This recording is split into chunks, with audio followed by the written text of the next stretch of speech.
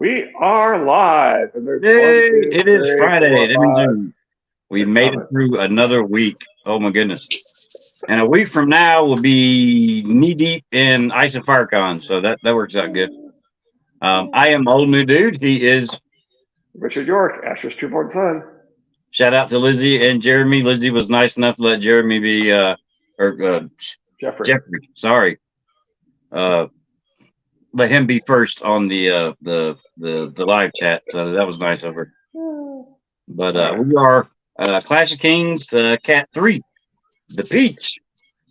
Yeah. I hope that Peach haunts Stannis all the way till he dies. Yeah. Yeah. All right. So, you're old new dude. I'm Richard York, Asher's trueborn son. Yep, got it. Blah, blah. All right.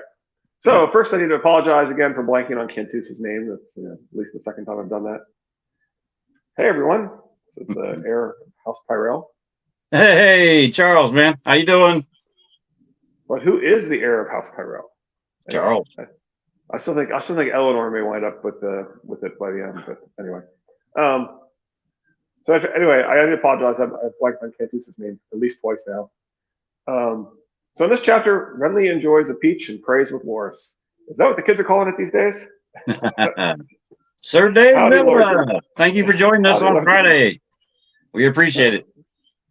So old Newton and I are old enough to have enjoyed a show called Night Court. So that was the Yes. go-to go-to joke of that show. Anyway. The meeting place was a grassy sward dotted with pale gray mushrooms and the raw stumps of felled trees. We are the first, my lady, House Mullen said as they reined up amidst the stumps, alone between the armies. Captain Obvious has arrived. Stannis Baratheon's forgers had cut the trees down for his siege towers and catapults. What do we got here? There's new Night Court. Oh, yeah, I think I did know that. Yeah, the girl off of Big Bang Theory, Howard's wife. Oh shoot, what was her name? Bernadette. Okay. Yeah, she plays the old Night Court's dude's daughter. Ah, okay. So Stannis Baratheon's forgers cut the trees down for siege towers and catapults. Stannis has been very busy. This is why we brought up Cantus in previewing the chapter last time, which is that there's some clues here that Renly may have made some mistakes and that Stannis may have been better prepared than perhaps readers are led to believe. Her own Yeah, but if he was liegemen. so sure in himself and his preparedness for this battle, and the fact that Renly Yeah, divided I his get what you're forces, saying. I yeah. get what you're saying, but if in fact, good looking out, Jeremy. Time to put the Baratheon boys in a single T-shirt to work out their differences. That'll Anyway, work. so if in fact the two armies fought and Stannis was slightly better prepared, then he's going to wipe out lots of cavalry that he might have preferred to be on his side, right? So Yeah. it could be. Plus, does he really have that much faith in Melisandre and the Red God at this point? So it might be that he hopes that Melisandre will succeed, but that he's prepared and worked for my boy. Her own liegeman thought she was mad even to come. There is no fight. This is no fight of ours, my lady, Sir Wendell Mandalene said. I know the king would not wish his mother to put herself at risk. We are all at risk, she told him, perhaps too sharply. Do you think I wish to be here, sir? I belong at Riverroom, my dying father at Winterfell with my sons. Rob sent me south to speak for him, and speak for him I shall. It would be no easy thing to forge a peace between these brothers, Catelyn knew. Yet for the good of the realm, it must be tried. They're all partially correct. This would be important if it had any chance of success. It's also Yeah. completely futile.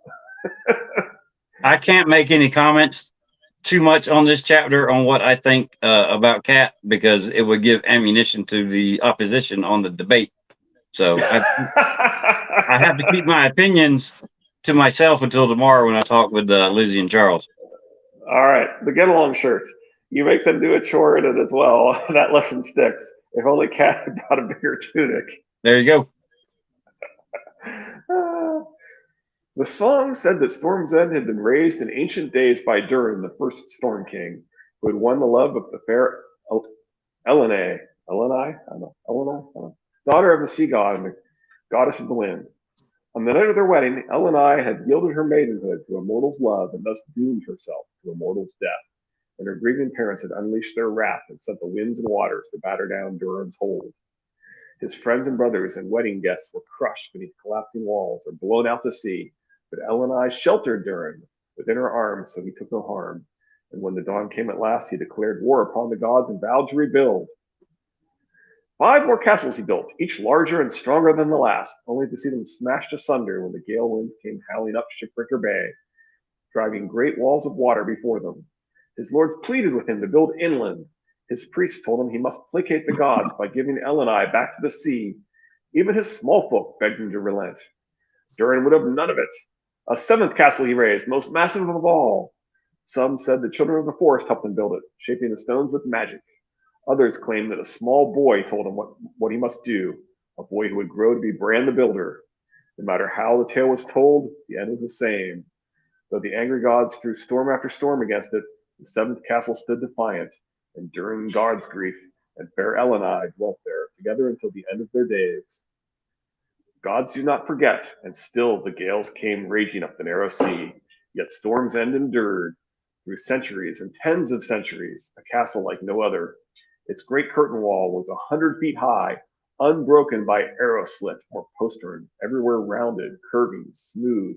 Its stones fit so cunningly together that nowhere was crevice, nor angle, nor gap by which the wind might enter. That wall was said to be 40 feet thick at its narrowest, and near 80 on the seaward face.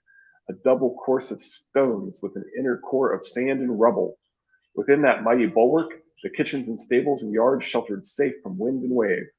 Of towers there was but one, a colossal drum tower, windowless where it faced the sea, so large that it was granary and barracks and feast hall and lord's dwelling all in one, crowned by massive battlements that made it look from afar like a spiked fist atop an upthrust arm.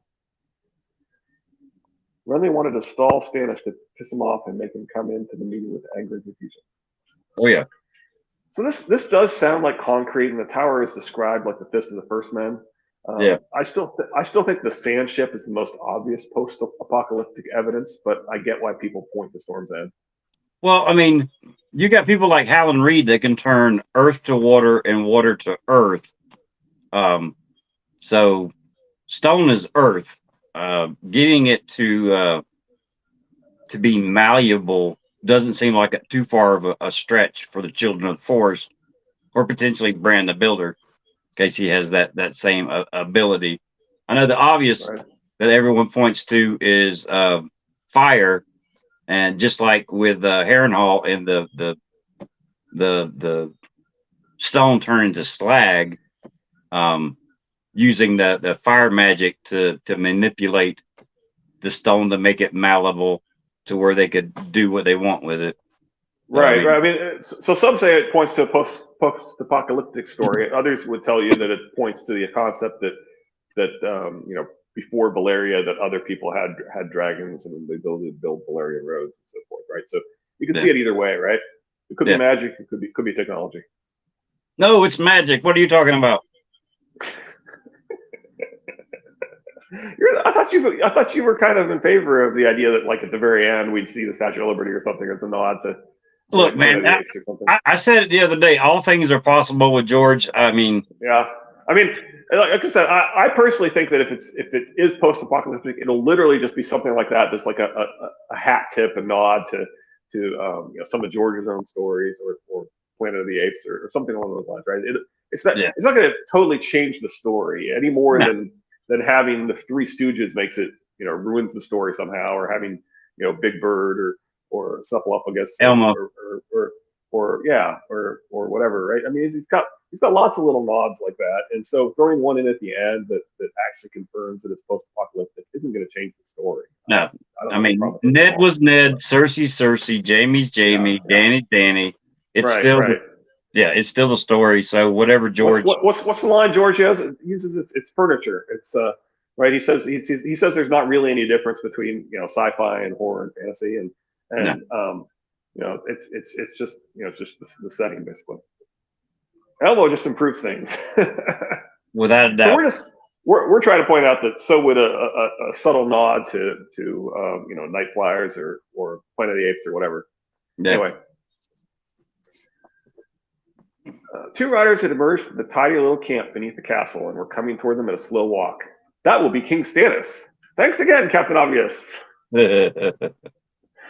No doubt, Catelyn watched them come. Stannis it must be, yet that is not the Baratheon banner. It was a bright yellow, not the rich gold of Renly standards, and the divisive orb was red, but she could not make out its shape.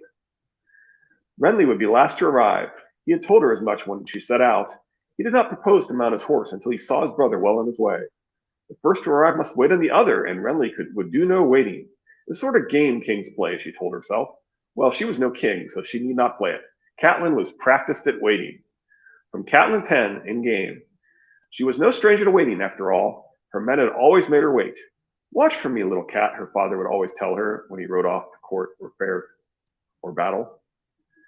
Yeah, it's also, I mean, even though I said I won't comment too much on this chapter because it's debate material, it's very smart of her not to walk up with Renly at Renly's side. For her to be there already, separate from Renly, Right. I think is a good move. I think that I agree. Yeah. Sorry. No, I totally agree. As he neared, she saw that Stannis wore a crown of red gold with points fashioned in the shape of flames. His belt was studded with garnets and yellow topaz, and a great square-cut ruby was set in the hilt of the sword he wore. Pardon me. Otherwise, his dress was plain, studded leather jerkin over quilted doublet, worn boots, breeches of brown rough-spun. The device on his sun-yellow banner showed a red heart surrounded by a blaze of orange fire. The crowned stag was there, yes, shrunken and enclosed within the heart. Even more curious was his standard bearer, a woman, garbed all in reds, face shadowed within the deep hood of her scarlet cloak. A red priestess, Catelyn thought, wondering. The sect was numerous and powerful in the three cities in the distant east, but there were few in the Seven Kingdoms. So outside of the prologue, this is the first we've seen of Stannis and Melisandre. I had not thought to find you at Storm's End. I had not thought to be here. So Theon is the rightful heir to a king by law, usurped by his kin. And he's tied to Stannis with this exchange from Catelyn 8, I guess it is, of game. Theon Greyjoy was the last. I had not looked to see you here, my lady, he said as he knelt. I had not thought to be here, Catelyn said. Right, so it's clearly tying the two together. Yeah. My son reigns as king of the north, by the will of our lords and people. He bends the knee to no man, but holds out the hand of friendship to all. Kings have no friends, Stannis said bluntly. Only subjects and enemies. And brothers, a cheerful voice called out behind her. Catelyn glanced over her shoulder as Lord Renly's palfrey picked her way through the stumps. The younger Baratheon was splendid in his green velvet doublet and satin cloak trimmed and bare. The crown of golden roses girded his temples, jade stag's head rising over his forehead, long black hair spilling out beneath. Jagged chunks of black diamond studded his sword belt, and a chain of gold and emeralds looped around his neck. Renly had chosen a woman to carry his banner as well, though Brienne had hid face and form behind plate armor that gave no hint of her sex.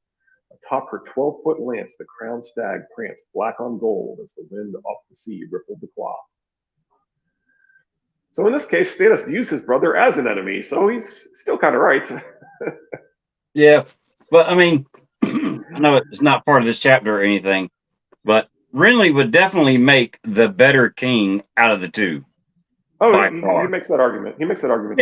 Yeah. Well, I'm just saying. I mean, just from what we've gleaned of Renly, he definitely has mistrust of the small council, especially Littlefinger. He's flamboyant, like Renly dresses like Ric Flair. Woo! This is sort of like a match. Yeah, it's kind of anyway. It's kind of all for show. Anyway. Yeah. All right. All for the good. If we both use the same banner, the battle will be terribly confused. So Preston thinks this could refer to the similar colors of the Golden Company and Stannis. Yeah. Right. He's argued that those banners are going to look kind of similar.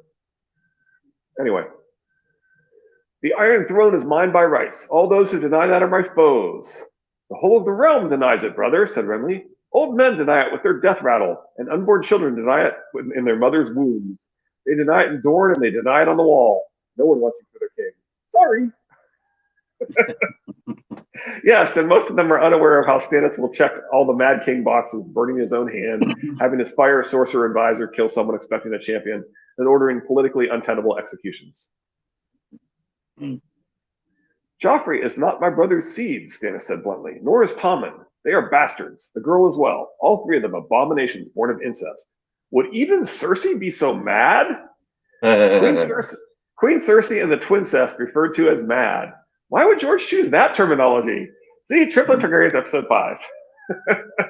Well, 2 for sure. I brought my suspicions to Jon Arryn. Rather than your own brother? My brother's regard for me was never more than dutiful, said Stannis. For me, such accusations would have seemed peevish and self-serving, a means of placing myself first in the line of succession. I believed Robert would be more disposed to listen if the charges came from Lord Arryn, whom he loved. Ah, said Renly, so at the word of a dead man, do you think he died by happenstance, you purblind fool?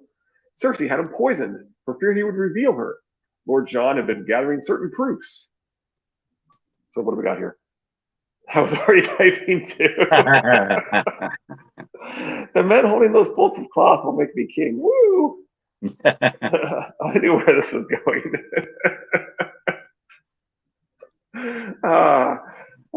So Lysa killed him because he would have taken her son away. He fought with her after studying genetics.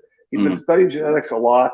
He'd been joking around with Robert afterwards, and I don't think he wanted. I don't think he wanted war. I think he wanted I think it was a bitch move. I know everybody's like Stannis the Madness and all that stuff, but instead of tucking tail and running to Dragonstone, Stannis should have stayed there and done his duty.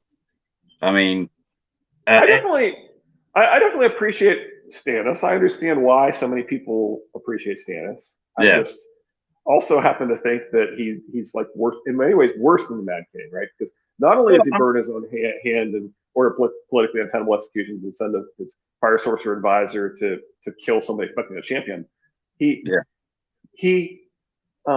condemns those wildlings who won't renounce their. It's why he orders the politically untenable executions, and what he does with the wildlings who refuse to renounce all of their values and the only values that they believe in and know, which is he adds them to the army of the dead, right? If you're not willing to abandon everything you believe in, then you go and join the army of the dead and kill us, right? I mean, that's what he does, and it's why Sunglass won't support him, because he's defying the dominant religion of the realm that he intends to rule. Right. And so I burned his brother, is what he says, right? And it's still funny to me that the wiki and the fandom think that Stannis didn't. They're literally doing what we most despise in the history, which is the foreign witch woman who advises him to commit the heinous acts gets all the blame. I burned his brother. Anyway. So don't blame the female advisor without the power to order executions for the male who listens to her ordering the executions. That shouldn't be a controversial statement. Anyway. The one that has the final say should take all the blame. Well, I mean, most of the blame. Especially in a patriarchal society like that. Yeah. Forced conversion is never loved by the masses, nor ritual burnings for that matter. Yeah, I mean, he's my point is he would literally be less acceptable to the realm than the Mad King, and he checks the Mad King boxes. So anyway, Catelyn was remembering, fitting pieces together. My sister Lysa accused the queen of killing her husband in a letter she sent me at Winterfell, she admitted. Later in the Eyrie, she laid the murder at the feet of the queen's brother Tyrion. Stannis snorted. If you step in a nest of snakes, does it matter which one bites you first? All this of snakes and incest is droll, but it changes nothing. Snakes and incest, or dragons and incest? There you go. Renly's hand slid inside his cloak. Stannis saw and reached at once for the hilt of his sword, but before he could draw steel, his brother produced a peach. Would you like one, brother? Renly asked, smiling. From Highgarden. You've never tasted anything so sweet, I promise you. He took a bite. Juice ran from the corner of his mouth. I did not come here to eat fruit. Stannis was fuming. My lords, Catelyn said, we ought to be hammering out the terms of an alliance, not trading taunts. A man should never refuse to taste a peach, Renly said as he tossed the stone away. He may never get the chance again. Life is short, Stannis. Remember what the Starks say. Winter is coming. No truer words. Enjoy the fruits while you can. 3, it counts. Yeah, I was wondering if she was going to say that. We both know your wedding was a mummer's farce. A year ago, you were scheming to make the girl one of Robert's whores. A year ago, I was scheming to make the girl Robert's queen, Renly said. But what does it matter? The boar got Robert and I got Marjorie. You'd be pleased to know she came to me a maid. In your bed, she's like to die that way. Oh, I expect I'll get a son in her within the year. Pray, how many sons do you have, Stannis? Oh, yes, none, Renly smiled innocently. As to your daughter, I understand. If my wife looked like yours, I'd send my fool to service her as well. Enough, Stannis roared. I will not be mocked to my face. Do you hear me? I will not. He yanked his longsword from its scabbard. The steel gleamed strangely bright in the wan sunlight, now red, now yellow, now blazing white. The air around it seemed to shimmer as if from heat. Catelyn's horse whinnied and backed away a step, but Brienne moved between the brothers, her own blade in hand. Put up your steel, she shouted at Stannis. Cersei Lannister is laughing herself breathless, Catelyn thought wearily.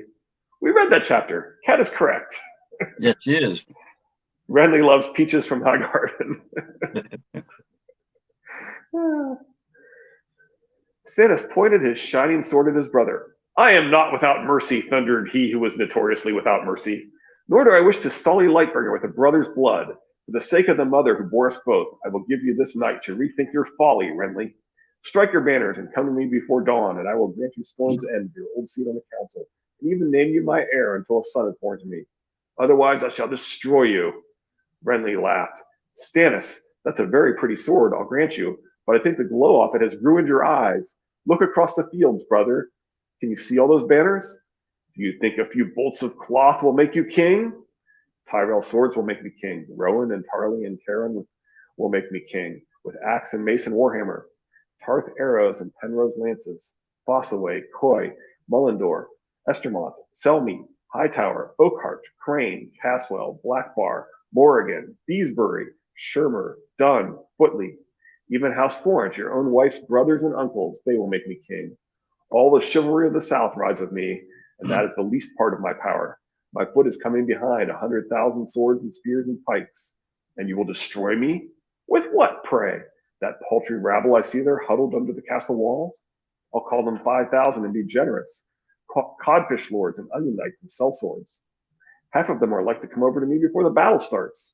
You have fewer than 400 horse, my scouts tell me, free riders in boiled leather who will not stand an instant against armored lances. I do not care how seasoned a warrior you think you are, Stannis. That host of yours won't survive the first charge of my vanguard. We shall see, brother. Some of the light seemed to go out of the world when Stannis slid his sword back into its scabbard. Come the dawn, and we shall see. I hope your new god's a merciful one, brother. Stannis snorted and galloped away disdainful. The Red Priestess lingered a moment behind. Look to your own sins, Lord Renly, she said as she wheeled her horse around. There's lots of ominous threats here, and I do like the line, some of the light seemed to go out of the world when Stannis slid his sword back into its scabbard. He sort of associates Lightbringer with the coming of the long night. Yeah. Now, I'd rather make Mark Mullendore's monkey king than Stannis. I agree, Lizzie. Now, have you heard the theory that the reason that Melisandre was there was to physically see what Renly looked like, so the Shadow Baby would know, and that's why Shadowbinders were the mask. There's some more wording here that sort of implies that. I don't know if I included it. I can't remember. Anyway, yeah, I think there is an implication that the peach represents opportunity, and Stannis can't understand it. Nope.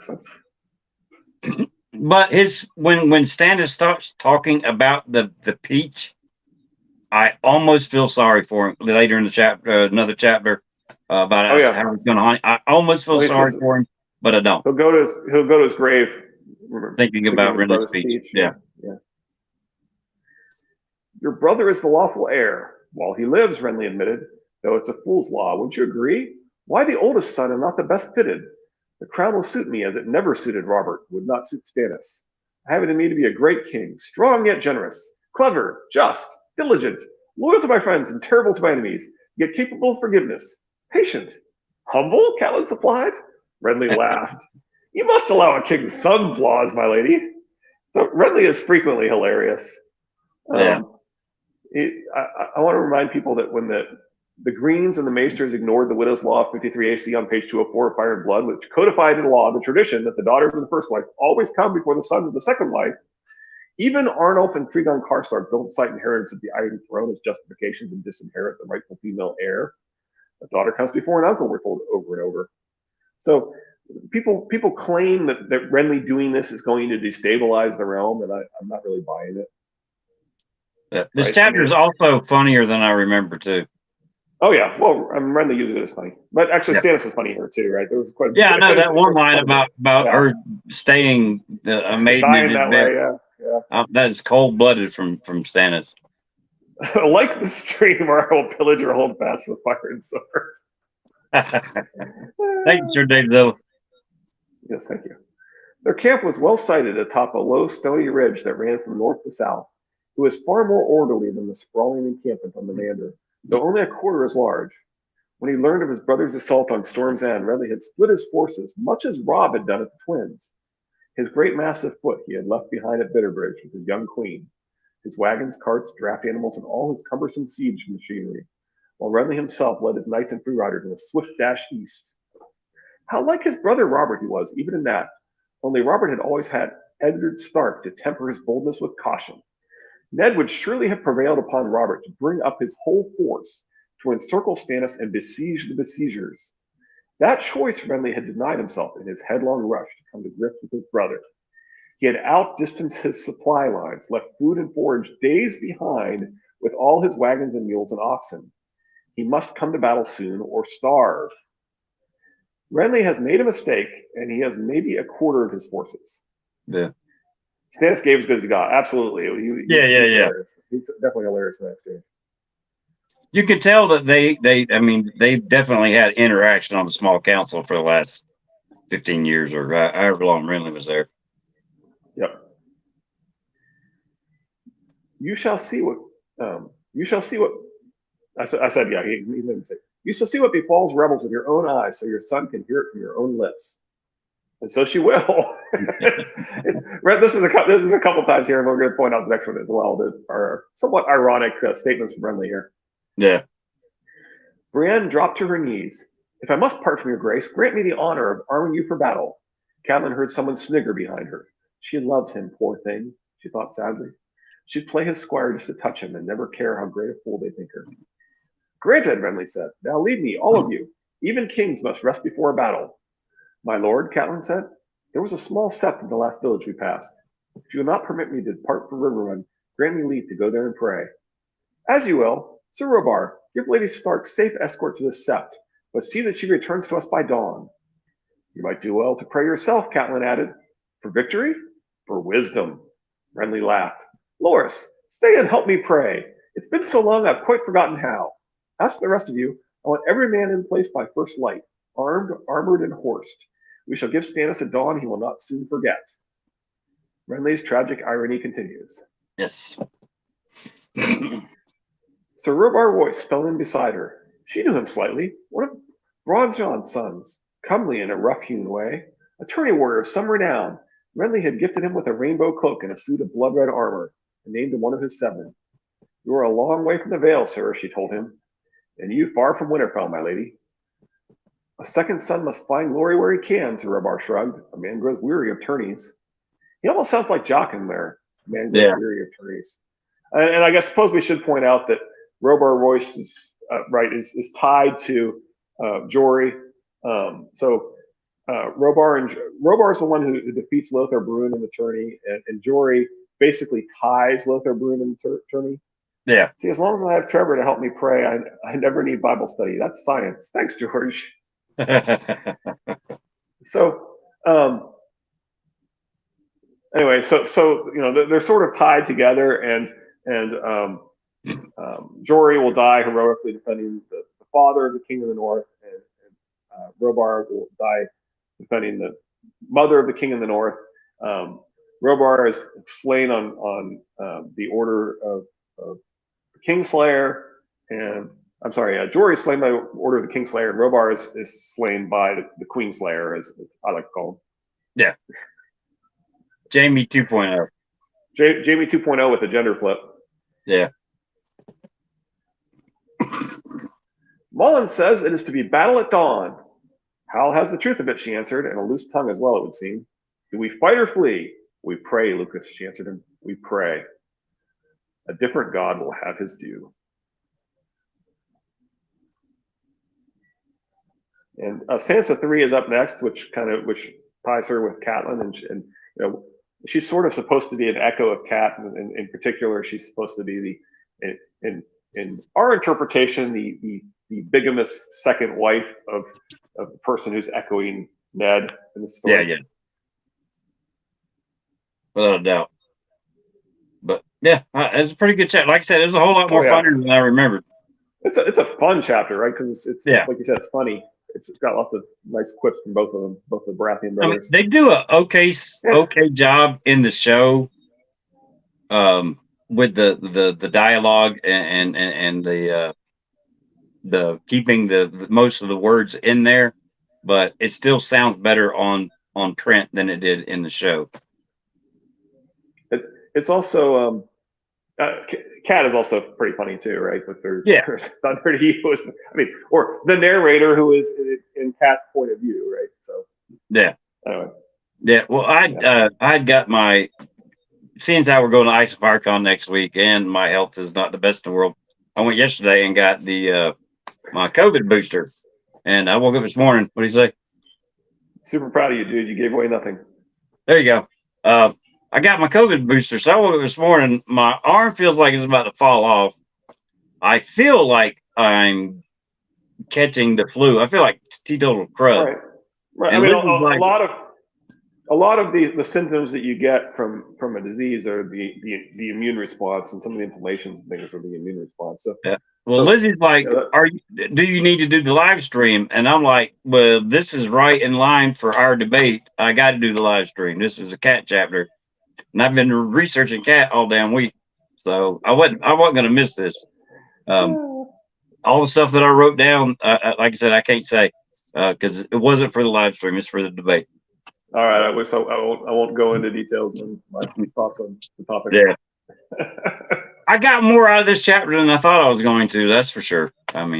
But that's neither here nor there. Man, what could have been if only these boys joined up? Absolutely. I know. Look at it this way. Stannis was going to name Renly his heir until a son is born. He has no son. Chances are he's not going to get a son. Renly would be king eventually. Right. And the jury will disregard any discussion pre-con. What was I going to say? That was the best deal for both. If they join forces right then and there, Renly's the heir. They win, hands down. You got the few forces that Stannis has got. You got the 100,000 men that Renly's got, and that's not even counting Old Town. That's just quick forces thrown together. The Reach got 100,000 men together in a short period of time. It's still not all the men they have available. They still have more that they can pull for the war. And they would tear the Lannisters up, hands down. So I know that they couldn't get along just because of the story. That needs to be Stannis needs to lose, so he goes to the wall. I know things have to happen for a certain way, but and it's believable because many of the most powerful feel like Stannis is a threat to them, right? So it's certainly believable. No. I appreciate it, Sir Dave Zilla. One thing about having a prolonged cough after COVID, it has deepened my voice. So hopefully during the debate, my deepened voice will sway people and the judge. You know, on Friends, when Phoebe Sure. got sick and she was singing "Smelly Cat" and all that stuff, and people came in there and were loving it, and then she lost her "I'm sick" voice and it went back to normal. All right, this is my "Smelly Cat" voice right now. So hopefully it'll pay off.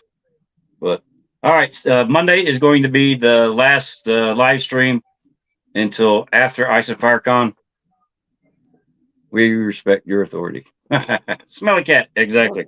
Smelly Yeah, cat. Monday's Smelly the cat. last live stream until after Ice and FireCon, and it's Sansa 3.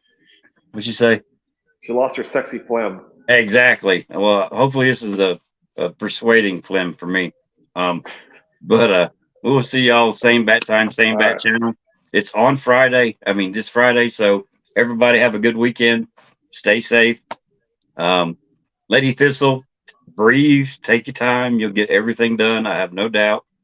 Try not to stress out. And y'all have a good weekend. Thanks, Jeffrey, Lizzie, Sir Dave Zilla. Can't remember who all was on here today. I I know got you, Lizzie. Lady Thistle's out there. And y'all take care. Yes, we What you will. say? She said, See you "Love you both guys. next Thank week. you, and see you both next week." I'll see you tonight for book club, which will probably be Ice Fire Talk. But y'all be good. Take care. Have a good one. Bye, Richard. Bye. Bye.